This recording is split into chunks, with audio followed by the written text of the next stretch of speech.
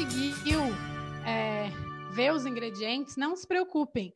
A sugestão é papel e caneta na mão, para que vocês vivenciem esse momento. Não vai ter também uma meditação envolvida, então vocês podem fazer sem estar fazendo o pão propriamente dito, tá? Então não precisa sair da sala, continua aqui com a gente. Então vamos lá, quem é a Clair? A Clair acredita que a saúde e o amor são as coisas mais importantes da vida.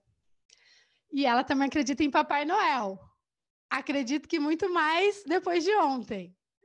Ela é nutricionista e instrutora de Mindful Eating, algo que todos nós estamos precisando. E aí, Clair, estamos juntos? Gente, é um prazer enorme estar com vocês. E eu fiquei pensando, depois que eu ofereci o Meditapão, o que o Meditapão estava fazendo nesse Florifest, né? E por vários momentos me deu a vontade de dizer, não, vou dizer que não vai ser legal fazer isso. Eu acho que não tem nada a ver com os temas que foram propostos lá. E, na realidade, ninguém sabia, né? Quando a gente ofereceu a oficina, a gente não sabia, ninguém sabia, né? Os próprios organizadores sabiam do que acontecia todo. E é interessante que o dia de hoje, desde o início da manhã, não sei se foi intencional, mas tem tudo a ver, parece que foi uma sincronicidade, né? A gente trabalha o corpo num primeiro momento, na vivência energética com a Jo, depois vem o Rita e faz essa fala toda sobre consciência. E agora eu convido para vocês a fazerem uma prática de estar na cozinha. A cozinha é um lugar muito interessante, porque tem gente que adora e tem gente que odeia, né? Estar na cozinha para comer, todos gostam, normalmente. Mas para cozinhar, normalmente a gente vê muito no consultório os dois extremos, né? Ou eu amo ou eu odeio.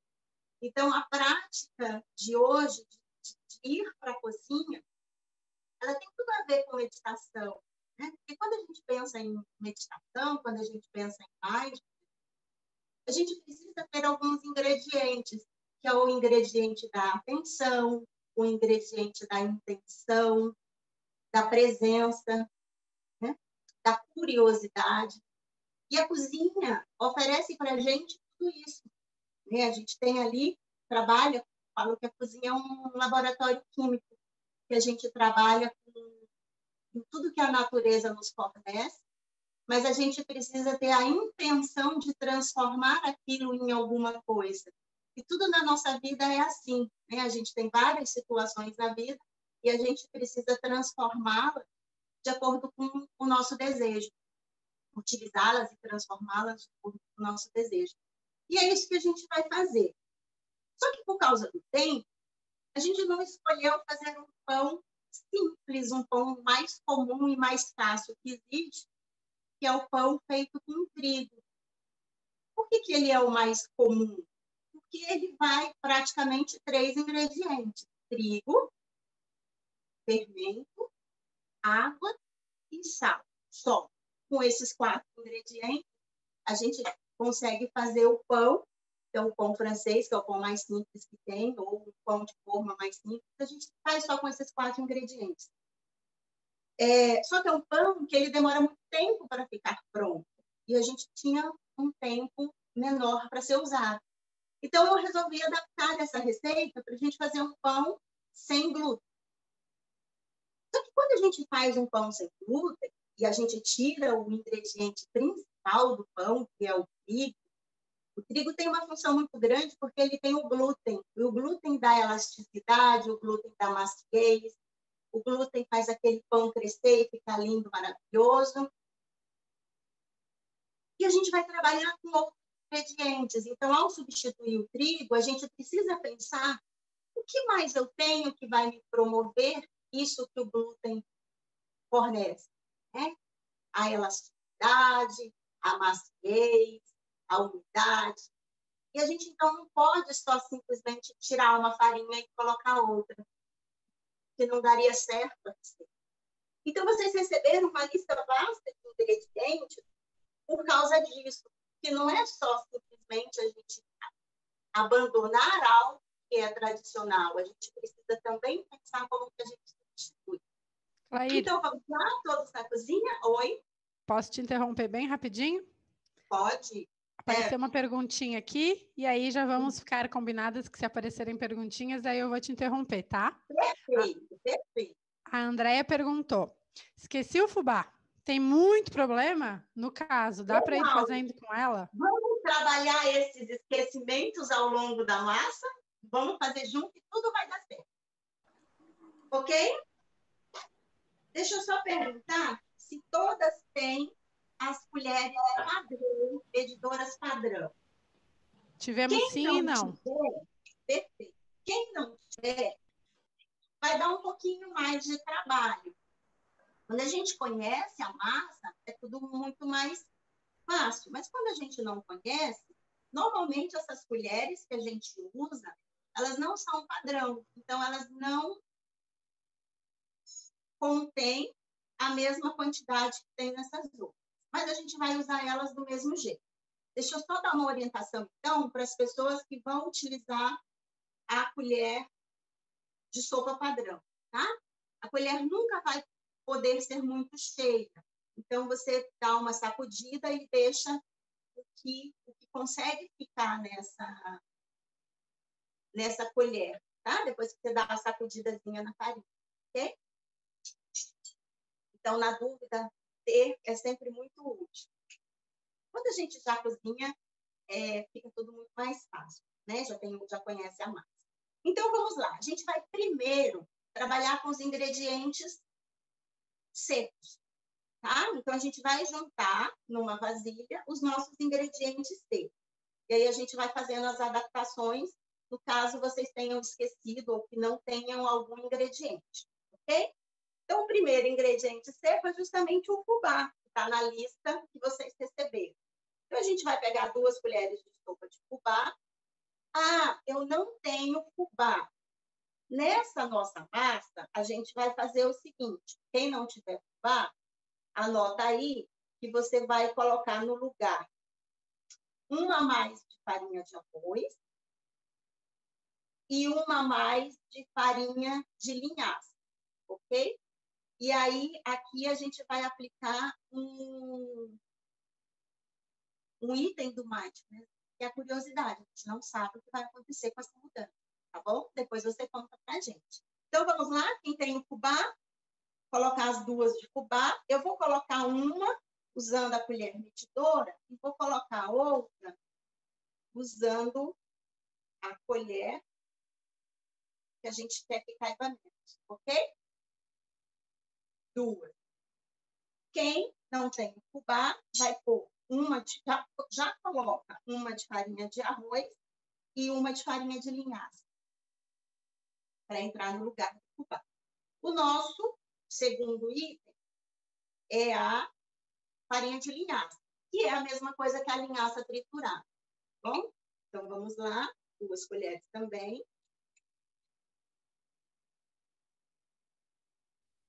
Polvilho doce. Polvilho doce a gente usa muito para fazer pão de queijo. Aqui ele tem uma função muito grande, que é para dar leveza na nossa massa. Pão feito com trigo é leve. Quando a gente faz um pão sem trigo, simplesmente substitui por uma farinha de arroz, por exemplo, ele fica um pão pesado, duro. Então, o polvilho vem para dar leveza, volume. A farinha de arroz. Farinha de arroz é a mesma coisa que arroz triturado, né?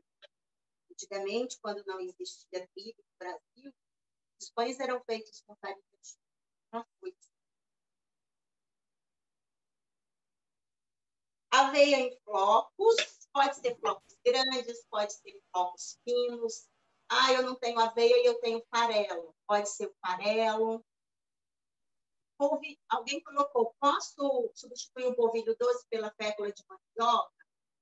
Polvilho doce é fécula de mandioca. Pode fazer a substituição, sim. 2 da aveia Agora a gente para de trabalhar com a colher de sopa e vai lá para a menor colherinha das colheres medidoras, que é a que está escrito meia colher de chá, que é a mesma coisa que uma colherinha de café. E a gente vai colocar do pistilho uma colher de café.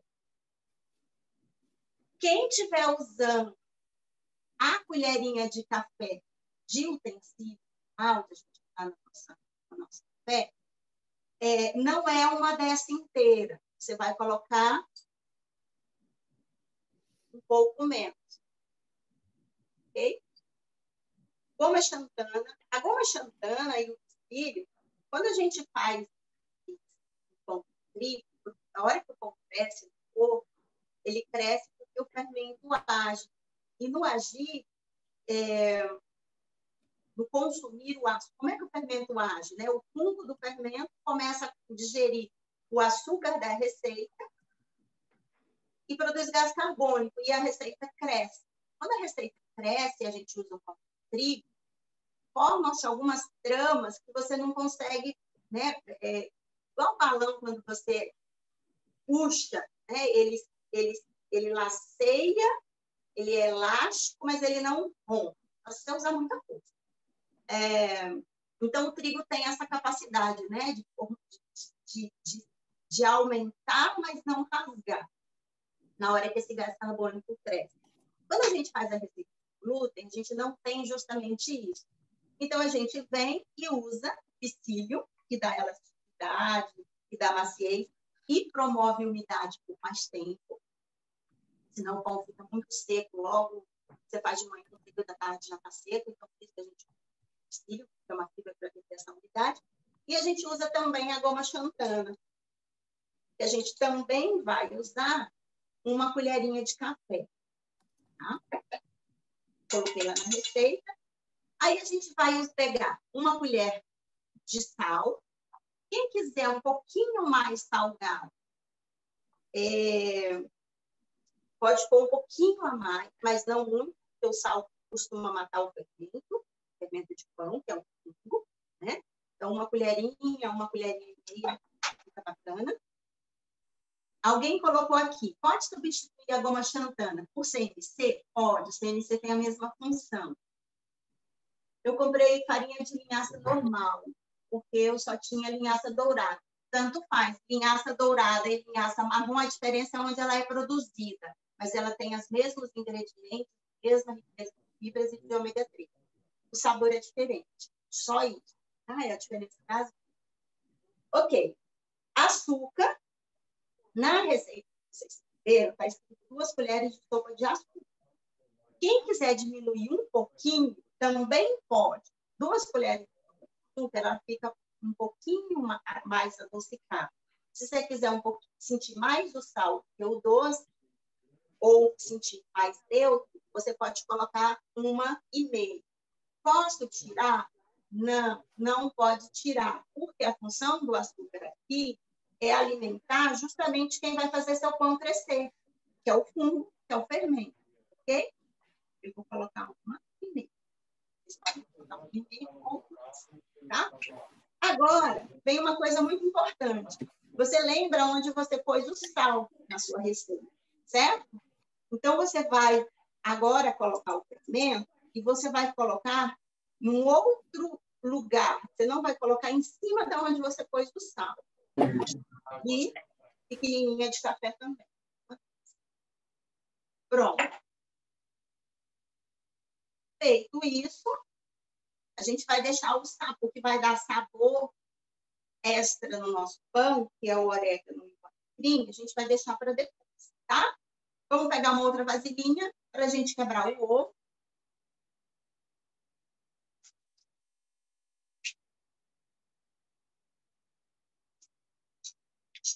E juntar os outros ingredientes que são únicos. Vai ser a água e o óleo, tá? Pergunta da André. Eu comprei açúcar refinado, tanto faz. Pode ser melaço, pode ser açúcar mascavo, açúcar refinado. Tem que ser açúcar, né? Para o fungo cumprir o papel dele. Vamos colocar o azeite. Ah, eu não tenho azeite em casa. Põe óleo.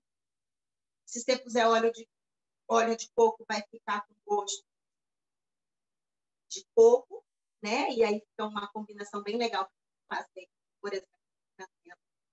Eu vou usar azeite. Você pode usar óleo de soja também, o óleo que você tiver em casa.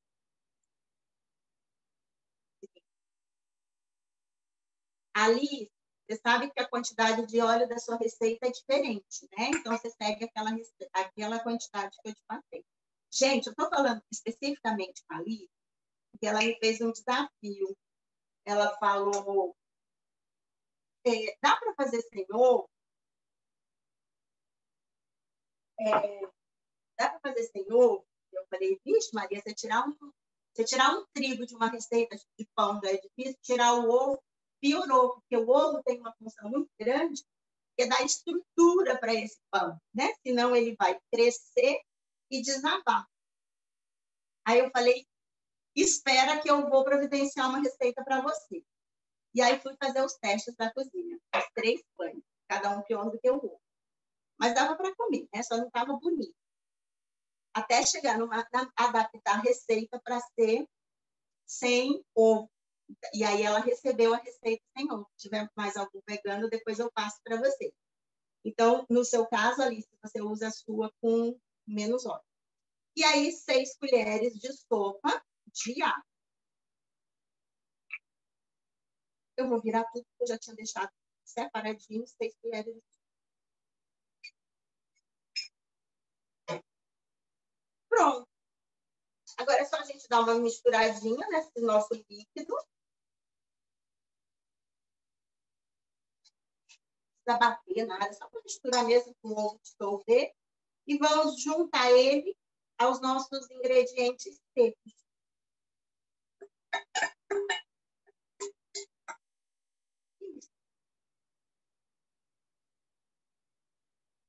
Ele fica parecendo uma massinha de bolo, tá?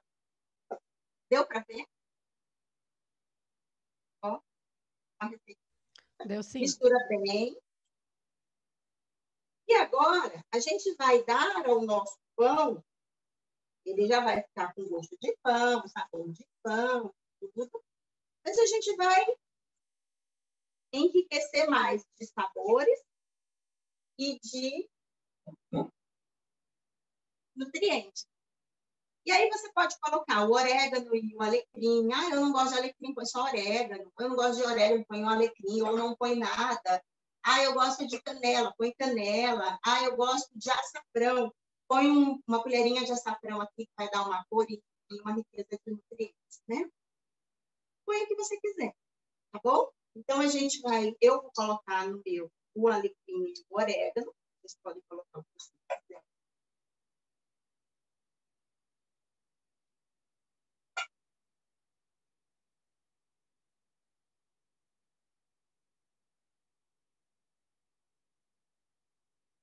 E aí, é só a gente colocar na nossa forminha untada. Alguém não tem a forma pequena e só tem a forma grande, a receita ela é pouquinho, são poucos ingredientes, rendeu pouco, né? Vai render um pão pequeno. Se você só tiver a forma do pão grande, seu pãozinho vai ficar praticamente uma pizza pequenininha, né? Então, uma sugestão é, de repente, eu não tenho uma forma pequena, a minha forma é a forma de pão francês normal. Dobra papel alumínio e diminui o tamanho, põe na forma para diminuir o tamanho que dá certo também, tá? Vamos ver as dúvidas. Agora é só a gente colocar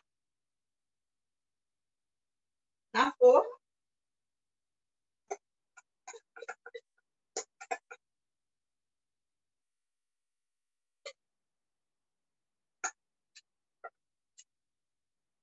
Muito legal. A gente não vai esperar esse pão crescer do lado de fora, né? O pão cresce porque o pão precisa crescer fora, porque ele precisa ficar entre 30 e 70 graus para o fungo agir, né? O fungo é o fermento, para o fungo agir. Então, o que a gente vai fazer? A gente vai apressar esse processo. A gente vai ligar o forno na temperatura mais baixa que for possível e colocar ele lá. Vamos lá? Na menor temperatura, e a gente vai deixar um pouco de tempo ali, mais ou menos 10 minutos, nessa menor temperatura, que o nosso objetivo é só ajudar o crescimento, tá? Todo mundo que está fazendo já pôs o pão no seu forno? Aí, oi. Você está me ouvindo? Oi, tô. Eu tenho duas dúvidas, é que eu mandei para a Paty sem querer, eu não vi que eu não estava escrevendo no chat. Minha forma, ela vai ser um pouquinho grande. Eu posso colocar em forma menor, que eu faço torta, redondinha? Pode colocar nas forminhas pequenas. Tá, e aí a segunda pergunta, eu preciso fazer alguma coisa na forma, untar, enfarinhar? Forma untada. Uhum. Tá, obrigada. Vamos aproveitar, Claire, que já tem mais uma aqui, que é assar em qual temperatura? Lembra, a gente vai deixar no mínimo, na mínima temperatura do seu forno nos próximos 10 minutos, tá? Depois, daqui a pouco eu vou voltar, olhar, e vou aumentar a temperatura para 180, 200 graus, né? Por que a gente fala 180, 200 graus? Cada um tem um forno diferente, né? Então, normalmente se assa pão a 180 graus. Se seu forno é mais fraco, você põe a 200, né? Se seu forno é elétrico, ou se é um que realmente você confia na temperatura que ele diz, você pode pôr a 180 graus. A Edna está perguntando, fora do forno, quanto tempo deixar em repouso para a massa fermentar? É olhar, é ela que vai decidir o tempo dela. Né? Por quê? Porque tudo depende do clima que está fazendo no local que a gente está. Quando o ambiente está mais frio, o pão demora muito para crescer. Né? Quando o ambiente está mais quente, por isso que a gente já resolveu colocar no fogo, para dar esse aquecimento que o fermento precisa. Então, normalmente, Edna, a gente olha para a massa, cresceu, pode pôr para assar, tá? No nosso caso, a gente já pôs no forno. Todo mundo que está fazendo já pôs a massa no forno? Legal. Enquanto esses 10 minutos passam, eu quero que a gente pense um pouquinho nisso que a gente fez, né? A gente precisava mudar algo, que era tirar o glúten de uma receita, e precisava colocar outras coisas que pudessem me dar o mesmo que aquele ingrediente me fornecia, né? As mesmas características. E a vida da gente é assim, né? Às vezes, principalmente quando a gente precisa mudar um comportamento, ou mudar algo na nossa vida, ou na nossa saúde, a gente pensa sempre no que a gente quer fazer como produto final, né? Aqui, usando como metáfora esse fazer o pão, o nosso produto final é o pão. Então, eu tinha uma possibilidade de fazer um pão de um jeito e adaptei, queria um pão de um outro jeito, né? Mas o meu produto final era pão. Né? E na vida a gente tem situações que a gente precisa mudar e precisa adaptar. E às vezes a gente até sabe o que a gente tem que fazer. Né? A gente até tem os ingredientes que a gente... todos os ingredientes, todos os recursos que a gente pode estar à nossa disposição, recursos internos, mas às vezes a gente não para pensar quais são os recursos internos que a gente precisa para aquela situação exata que a gente quer da vida, para aquela mudança exata que a gente quer fazer, né?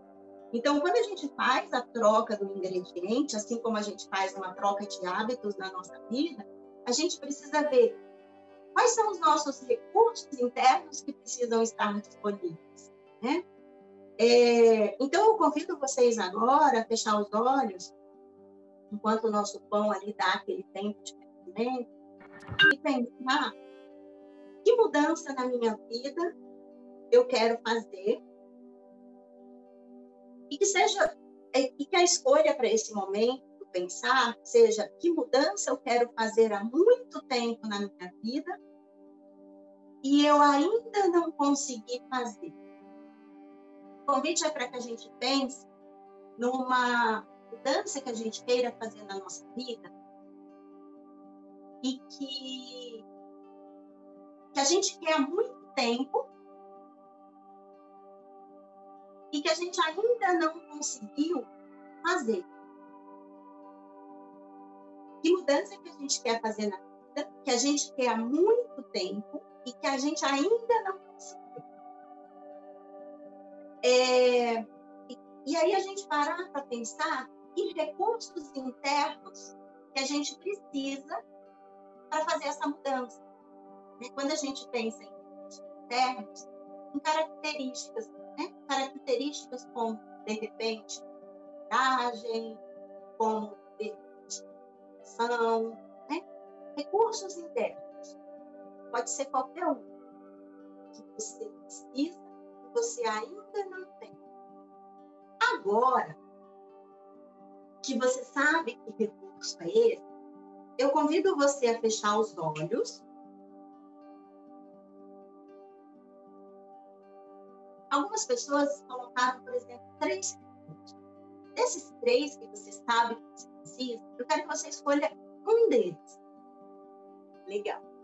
Então, agora que você encontrou esse recurso que você precisa, eu quero que você feche os olhos e lembre de uma vez na sua vida em que você teve muito desse recurso.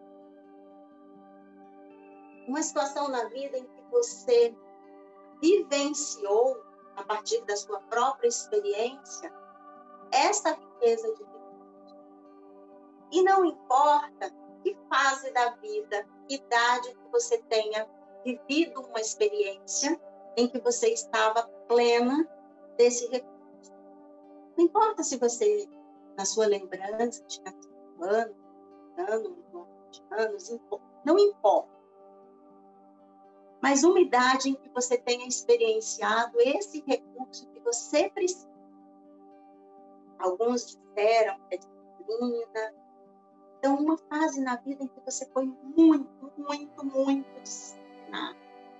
Ou coragem, ou sangue nos olhos. Enfim, uma experiência na vida que você viveu, em que você apresentou o grau máximo desse recurso.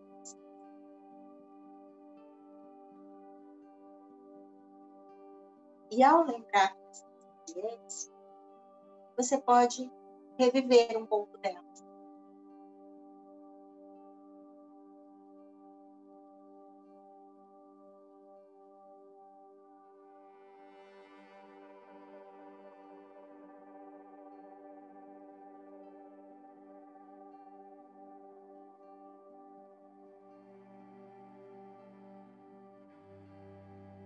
Sinta como você se sentiu naquela experiência.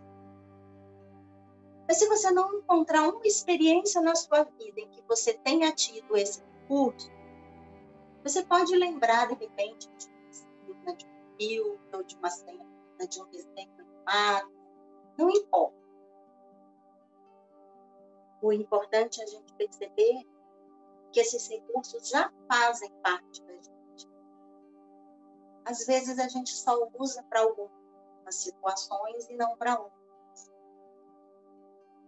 E aí, relembrar dessas situações vividas fazem a gente ver, sentir e ouvir. E a partir de todos esses sentidos, a gente percebe que sim, ele está disponível para nós.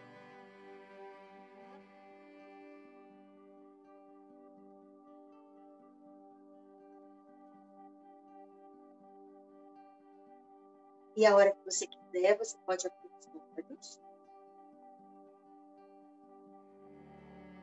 ir lá no seu pão e aumentar a temperatura do seu forno para 180, 200 graus no seu tempo. E depois que a gente aumenta a temperatura do forno, a gente já fez o que tinha que ter feito, né? Na vida é assim, a gente às vezes faz a nossa parte e precisa esperar o tempo agir. Então, agora, o tempo do pão está entregue ao calor do fogo. E é ele que vai fazer a parte dele no tempo dele. Como é que a gente vai saber quando o pão estiver assado? Quando ele estiver cheirando, né? Eu não gostava de cozinhar, eu odiava cozinhar, eu fazia parte desse eu odiava cozinhar. E a minha relação com a cozinha tem muito a ver com a Pluri, com o PJ. A Paty insiste em me dizer que eu sou uma mega cozinheira, Paty. Mas, na realidade, eu não era e não gostava. E participar do TJ, e uma das coisas que aconteceu em uma das vivências, foi eu ter percebido por que eu odiava cozinhar. Né? Como assim, eu nutricionista, eu dou tanto valor aos nutrientes, eu dou tanto valor à comida, né? A comida, para mim, a cozinha é um laboratório químico, onde a gente faz a mágica e essa mágica nos nutre fisicamente, e emocionalmente e mentalmente, quimicamente falando. E eu não gostava. E numa das vivências do TJ, eu percebi por que eu não gostava de cozinhar. Eu sempre cozinhei em casa, desde muito pequena, desde 7 anos, né? Quem é do norte sabe que as crianças se criam, né? Os pais precisam sair para trabalhar e as crianças ficam ali umas cuidando das outras e responsáveis pelas funções da casa. E eu era uma dessas crianças. Então, de 7 anos em diante, quem fazia comida era eu, com muito medo, tinha medo de me queimar, e eu sempre me queimava, sempre. Até adulta, eu ia para a cozinha para me cortar e para a cozinha para me queimar. Era artista nisso. Pomada de queimadura nunca faltava na minha casa. E aí, numa das vivências do Jota,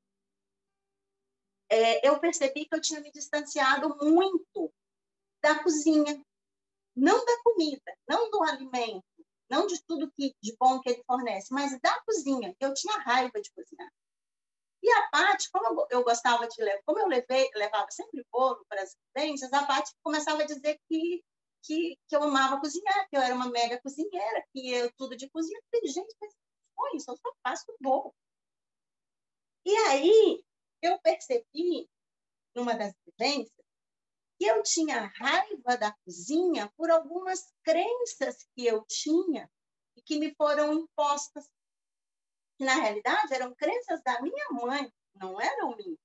Mas ela falava tanto como se quem trabalhasse na cozinha fosse, né, o responsável por cozinhar, fosse alguém que não tivesse valor. Né? Sim, alguém que mexe na cozinha é alguém que não tem valor. Né? Se tudo que a gente é e tudo que a gente vive, desculpa a emoção, vem do que a gente come. Né? Nós não temos raiz, as plantas têm, e é por elas terem raízes que elas buscam do solo tudo que elas precisam. E a gente não tem raiz. Então, a gente precisa comer as coisas que têm raiz, né? Que vem do solo. Mas a vida toda eu ouvi um falar de forma tão desmerecida que eu simplesmente me afastei da cozinha. Né? E aí foi muito linda, numa das vivências, das tarefas, a cozinha era um lugar onde eu sempre estava quando criança com os meus irmãos, né? Todas aquelas coisas gostosas que eles comiam, as coisas diferentes, era sempre eu que fazia, né? A mamãe dizia que eu fazia bolos e o bolo acabava antes dela chegar do trabalho. E a gente teve uma passagem muito forte do bolo, porque a primeira vez que eu entrei na cozinha, a primeira vez que eu fiz um bolo, eu nunca tinha feito um bolo na minha vida. E meu irmão quebrou um filtro que a minha mãe ganhou quando ela casou. Imagina a preciosidade do filtro. Não existia outro igual. E ele pediu água, ele era pequenininho, tinha 3 anos, ele pediu água, e os maiores, que era eu e meu irmão mais velho, brincando, não quisemos dar água. E aí ele começou a perceber que todo mundo, quando os crianças, nós somos 4, quando a gente tinha sede, a gente ia lá e virava o filtro. Aí ele pediu água. Já tinha pouca água no filtro, né? Então a gente virava o filtro, que era para o restinho da água cair. E ele viu a gente fazer isso, foi lá e quebrou o filtro. Foi virar, era um pequenininho, não aguentou o peso e quebrou o filtro. E aí, quando ele quebrou, os 4 irmãos se juntaram, é hoje que a gente apanha. Né? Antigamente se apanhava. E é hoje que a gente apanha. E eu falei, não, a gente não vai apanhar. O meu irmão mais velho falou, não, hoje não, esse não é um bom motivo. E ele falou, faz o seguinte, faz um bolo. Eu falei, cara, eu nunca fiz um bolo na minha vida. Ele vai nos livros de receitas. E aí eu peguei um livro de receitas, uma receita. E esse bolo ficou tão fofo, tão fofo, tão fofo, tão fofo, que quando a mamãe chegou e partiu, o bolo desmoronou. Tanto que eu bati o bolo, né? Porque você batia na mão. E aí, com essa atitude, né, de fazer alguma coisa para o outro e com essa intenção de agradar, a gente se livrou da surra. E a gente não apanhou. E daquele dia em diante eu fui para a cozinha. Mas sempre era um lugar muito criticado, né? E deveria ser o lugar mais enaltecido da casa, né? Porque tudo que nós somos depende dessa comida que a gente come. Né? Então, hoje eu acredito, depois do TJ, que cozinhar é sim um ato de amor, é um ato de cuidado, tanto para conosco mesmo, quanto para todo mundo com quem a gente convive, com quem a gente oferece aquilo, para quem a gente oferece o alimento. Já tem pão cheirando aí, alguém colocou. Hoje eu amo cozinhar. A Rô colocou aqui que cozinhar é um ato terapêutico, muito show. Quem apanhou foi a massa do bolo. Foi, porque saiu macia, olha. E agora, então, que o nosso pão já está sobre tempo da vida, né? E aí não nos cabe mais. Eu vou convidar vocês a fazerem uma meditação. Então, eu vou pedir para quem quiser, quem estiver na cozinha, pode se sentar. Pedir para fechar os olhos. Prestar atenção à nossa respiração.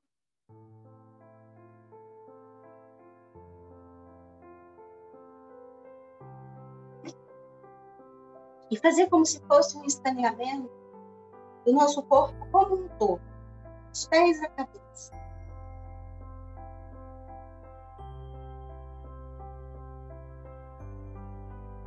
Acolhendo qualquer experiência que seja presente.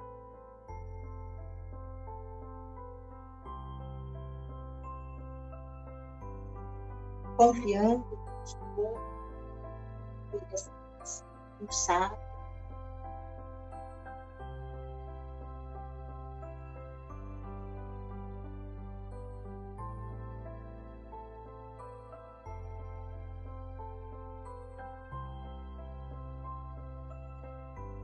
Que a gente possa lembrar de tudo que nós temos hoje, tudo que nós podemos fazer hoje, é graças a Ele.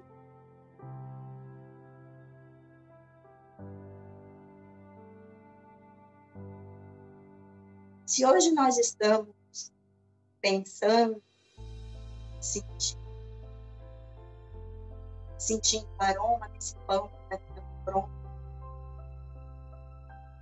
Se hoje nós pudemos acordar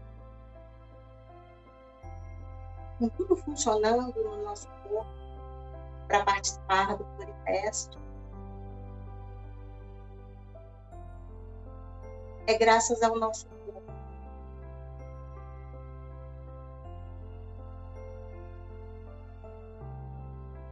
E sem ele, nós não estaríamos aqui.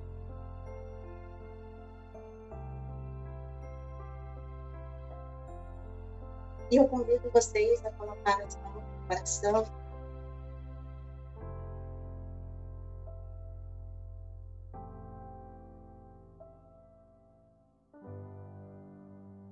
E como um bom terapeuta que somos, como diz, que a gente possa oferecer bênçãos para o nosso corpo. Que a gente sempre lembra dele quando dói, quando algo não está bom.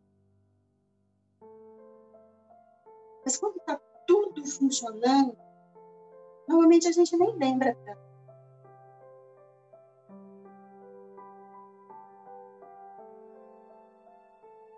Que a gente possa ter uma atitude de gratidão ao nosso corpo,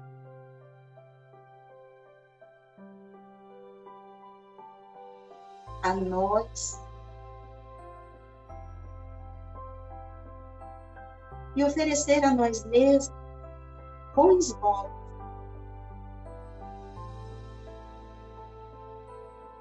Que eu esteja bem,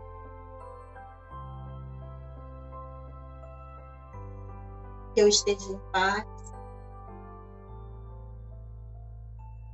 que eu seja feliz, que eu esteja bem, que eu esteja em paz, que eu seja feliz. E é assim que você quer, você pode abrir os olhos e dar uma olhadinha no seu pão, que eu acho que deve estar pronto. Vou olhar o meu.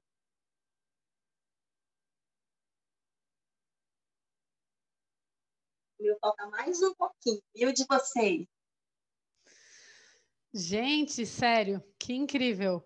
Nossa, Clair, eu tenho uma coisa para te falar. Ontem eu escutei uma frase de uma pessoa aqui, quando acabou a noite, falando que é lindo ver as pessoas AC, DC, antes do coaching, depois do coaching. E eu só tenho uma coisa para te dizer, você está essa pessoa DC, assim, ó, incrível. A forma com que você conduziu esse momento não é a mesma pessoa que eu conheci lá no TJ da Turma 20, que mal conseguia falar em público, que já se emocionava. Claro que você se emocionou e é linda, não precisa pedir desculpa, mas que deixou tudo super claro para a gente. Lindo, lindo, lindo, lindo. Muito, muito, muito obrigada e parabéns. Se rolava alguma dúvida que você poderia fazer isso, está aqui a comprovação que pode. Foi demais. E as reflexões e a meditação, com certeza, fazem toda a diferença para a gente. É o famoso cuidar com o automático, que a gente volta para ele, né? E hoje, nesse mundo acelerado que a gente está, e a gente está tentando fugir disso, né?